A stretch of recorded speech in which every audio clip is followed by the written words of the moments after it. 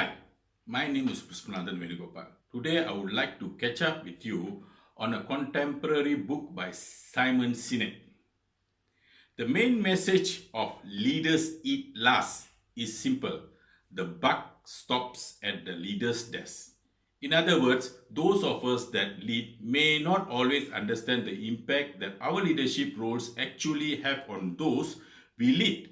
The depth and breadth of leadership cascade down from the executive board to management, which in turn cascade down to the soldier that march in and out of the battlefield of the organization on a daily basis, shaping the culture of the environment, which come full circle back up to the one who leads as a direct reflection of his or her. Leaders are made more than they are born. A soldier who was given a basic training, put in charge of a work in a different environment altogether, still makes what predicted out of him, like in the case of Johnny Bravo, who would risk their life for others. Johnny Bravo said he did this as a military gives medal to people who are willing to sacrifice themselves. It's the same for others in business. We give bonuses to people who are willing to sacrifice so that we may gain. Wouldn't you like to work in an organization in which you have the absolute confidence, the absolute knowledge of other people may or may not know? Who works in the same organization as you would be willing to sacrifice themselves so that you may survive? We are not talking about giving up our life, meaning we don't even like to give up a credit. Human beings are like a machine. There are systems inside our bodies that are trying to get us to do things are in the interest of survival.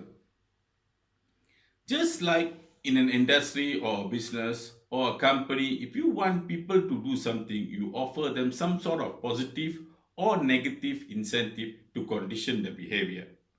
So, if you want people to achieve a certain goal, you offer them a bonus. If they achieve that goal or they work towards that goal because they want bonus. Some believe we should always put others first. That if we don't look out for the group won't look out for us. Others believe we should always put ourselves first, and that if we don't take care of ourselves first, then we would be of no use to anyone else. The fact is, both are same. The human body works exactly the same way. Inside our body, there are chemicals that are trying to get us to do things that in the best interest of us. You have had a feeling of happiness, pride, joy, and love. Fulfillment of this feeling that we have are chemically produced, and they are produced by four chemicals. Predominantly, they are responsible for all the feelings that we generally call happiness. They are endorphin, dopamine, serotonin, and oxytocin. These two chemicals, endorphin and dopamine, he called as selfish chemical. Serotonin and oxytocin are selfless chemical. While cortisol are the killer of all well-being, though, it is the one that keeps us alive and are in use in fight and flight situation. Endorphin, pain masking chemical, dopamine, goal achieving chemical, serotonin, leadership chemical, oxytocin, the chemical of love. Endorphin and dopamine, you don't need anyone else to get it. They are designed to the one thing that only masks the physical pain. Like running, if you had ever gone and done a heavy exercise, you would have endorphin rush in, or they call it as a runner's high. Basically, what's happening is runners push their bodies harder than they ever done before. They feel good, and where they are done it, they feel fantastic, and then 1 hour later, they'll be in pain for the damage they caused to their muscles. Dopamine, the feeling that you find when you achieve something extraordinary. When you keep hitting the goal or the KPI, you get happier and happier. It exists due to our capability to stay hungry and get the food. Dopamine is released when we eat and when we see something that reminds you of a feeling good. We want to do the behavior that helps us get the feeling. So let's say you are out there going for a walk and you happen to see a durian tree in the distance. you get a small hit of dopamine. And then what it does is it focuses us on that goal. Now that you start walking towards the durian tree, and as the tree gets nearer, you feel you are making progress. You get another shot of dopamine and a little more dopamine until you get to the tree. This is why we are told we must write down your goals. Your goal must be tangible. There's a biological reason for that. We were very visually oriented animal. We have to be able to see the goal for it to stay focused. If you don't write down your goals and we can't see your goal, it's hard to get motivated and get inspired. For example, think about corporate vision. Corporate vision has to be something that we can see. That's why it is called vision.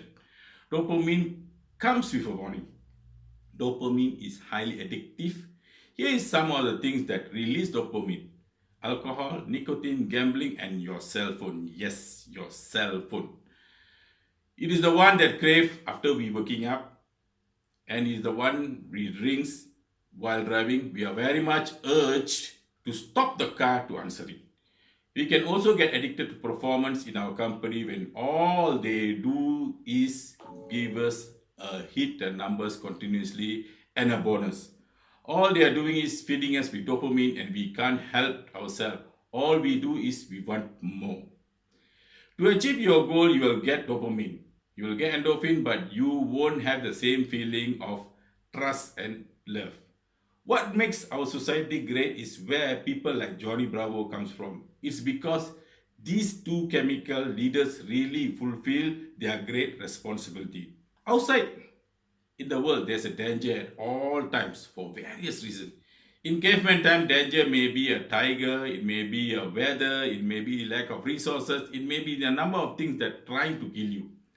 So how do we survive? We work together. We come together in a group. In our companies, in our tribe, we feel like we belong. To be around people we believe as what they believe, we feel safe.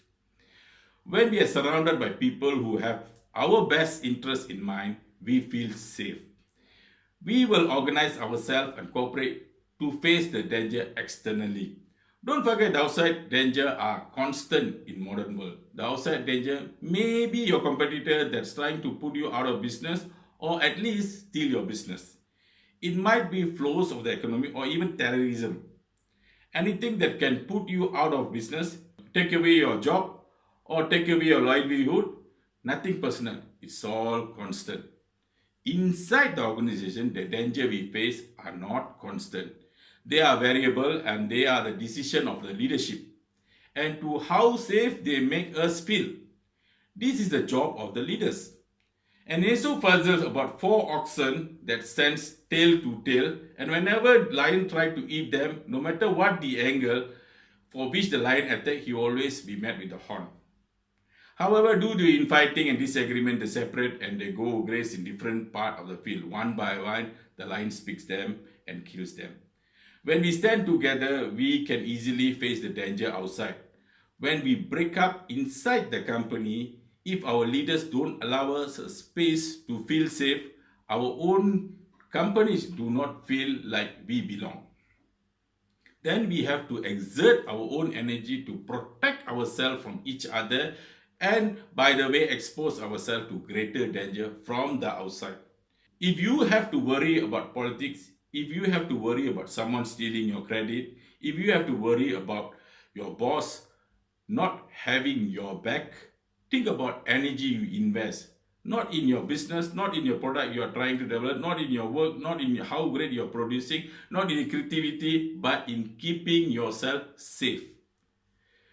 The responsibility of leadership has two things. One is to determine who gets in and who doesn't. This is what it means to start with what are our values and what are our beliefs and who are allowed in. Second thing is to decide how big the circle of safety and the circle of belonging. Do we keep it around just our level of executive and call it an inner circle and allow ourselves to try and fend off themselves? Do we extend it to outermost edges of the organization? Great leaders extend the circle of safety, the circle of belonging to the outermost edges so the most junior person feel they are belong and feel safe. feel that they have top cover from somebody like Johnny Bravo. That's what these other two chemicals are trying to do. Serotonin is the leadership chemical. The chemical is responsible for feeling of pride and status. This is why public recognition is very important. We are social animal and we need the recognition of others. This is why we have ceremonies and public awards events. This is why we have commencement for graduation and it goes through, and then we show up on that day, we go up on the stage and we take our rewards. It feels great. We feel our status rise. We feel our pride go up. And by the way, when you have serotonin in your veins, your confidence goes higher. And here's the best part about serotonin. At the exact moment that you took your award, the surge of serotonin went through your body. At the exact moment, your parents sitting in the audience also get a surge of serotonin, also felt the intense pride. It is trying to reinforce the relationship between a parent and child, boss and employee, coach and player. It feels good, and we in turn will look after others so that they may accomplish the same. This is what serotonin is trying desperately to do. The problem is that we can trick serotonin. We live in a materialistic society, so we judge status very often. In our country, based on how much money you make. So, any conspicuous display of wealth raises your status. This is why the logos are outside. How good does it feel to put on your Gucci shoes? It feels so good to walk out. You can actually feel your confidence rise when you put on. You put on because it's showing display of a status. It feels great.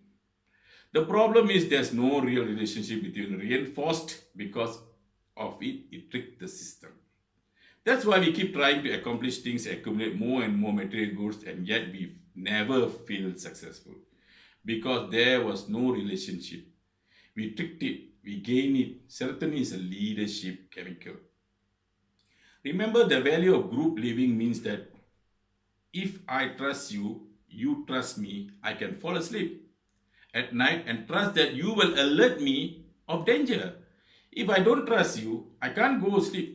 It's the same of our company. We trust each other, we will hold our backs. We will take risk, we will innovate, we will do things that will change the course of our world. If you don't trust, I can't do that. There's no value in the group living and group working. If you got an elbow in the face that afternoon, odds are very high that you are not going to wake that guy who punched you if there is a danger. We are constantly assessing and judging each other. Leaders are who voluntarily take a step back and allow others to eat first. We are to do this day perfectly comfortable, giving special treatment to our leaders. No one has a problem that their bosses makes more money. You might think he's an ass, but you don't have a problem that he makes more money. Nobody has a problem that someday somebody outrank you at work has a bigger office. It doesn't offend us. It is deeply ingrained in us. But it comes at a cost. The followers are not stupid.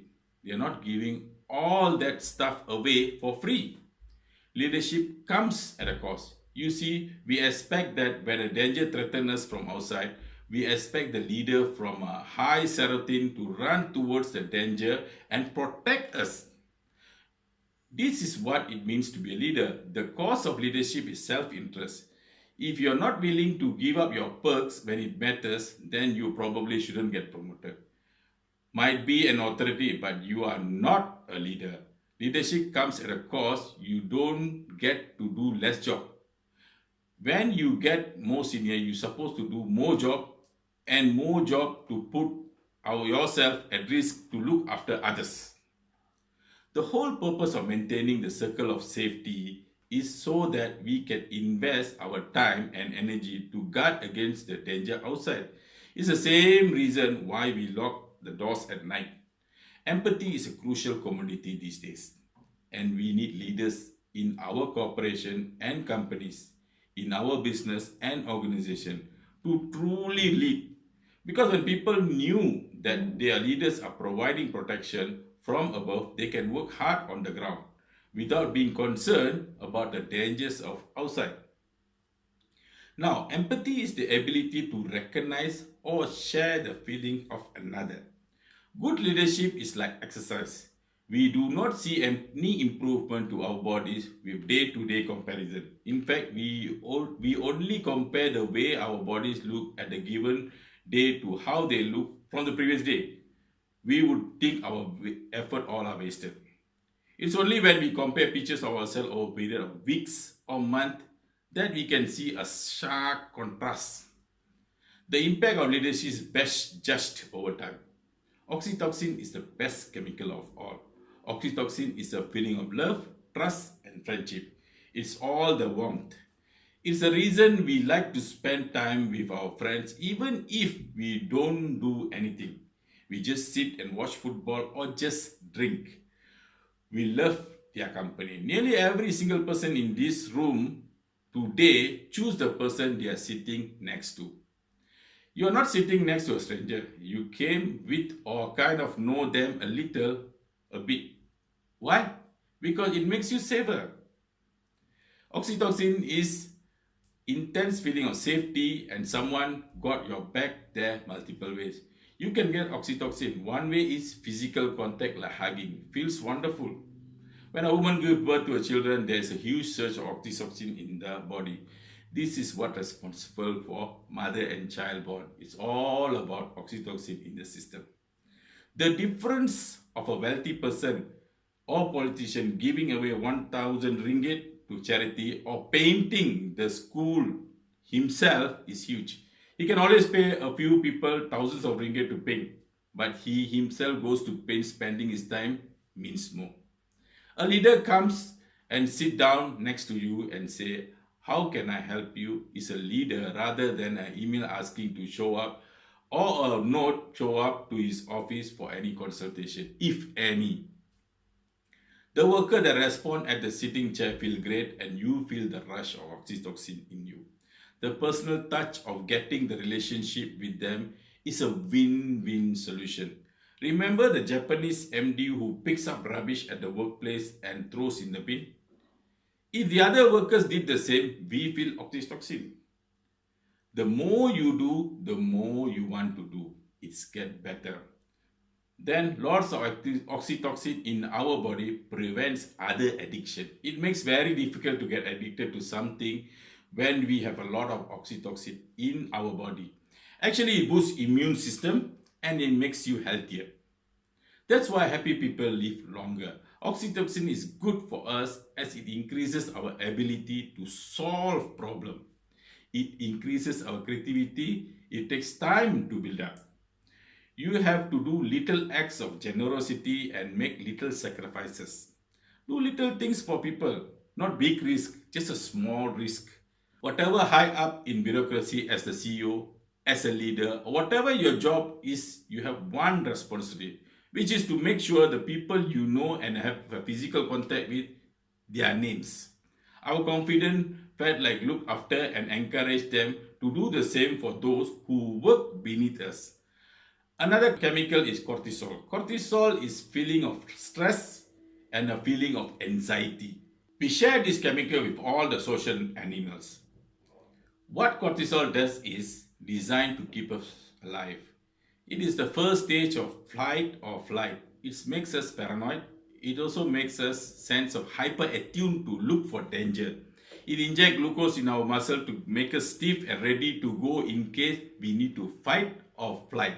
It increases our heart rate. It makes us start looking. It makes us paranoid to find the danger. When you work in a social environment, other people sense that you are nervous, they get nervous too.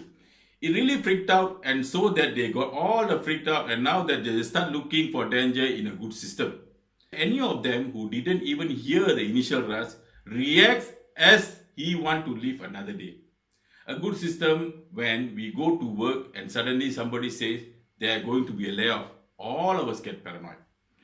What cortisol does is it tries to keep us alive, and when cortisol leaves our body, we relax and the heartbeat goes back to normal. Cortisol gets all the extra energy to make us paranoid. To make us self-interested, it needs to shut down non-essential system. It shuts down things like growth and also it shuts down the immune system. The problem is you are not supposed to have cortisol in your system all the time. You're supposed to have it in and then gone. When we go to work in a place that doesn't make us feel like we belong, it appears in our system. That doesn't make us feel safe. When we are at work, we get little bit of cortisol dripping in our body. The small portion makes us paranoid. My business associate hates me. Everyone hates my idea. It makes me self-interested. This situation makes more cortisol pours into our system. One of the things that cortisol does is it inhibits the release of oxytocin. Biologically, if you work in a high stress environment where you don't feel safe, you are less empathetic and less generous. We don't care about each other because we are too busy trying to protect ourselves. Our immune system are now compromised. We live in the world with some of the best medical education, best medical system, best doctor, best hospital, best medicine. But why diabetes, heart disease, and some of the cancer are on the rise? Our jobs are killing us, and the people who are responsible are the leaders. We all know that parents who come home stressed out, their kid learn that this is how the work is.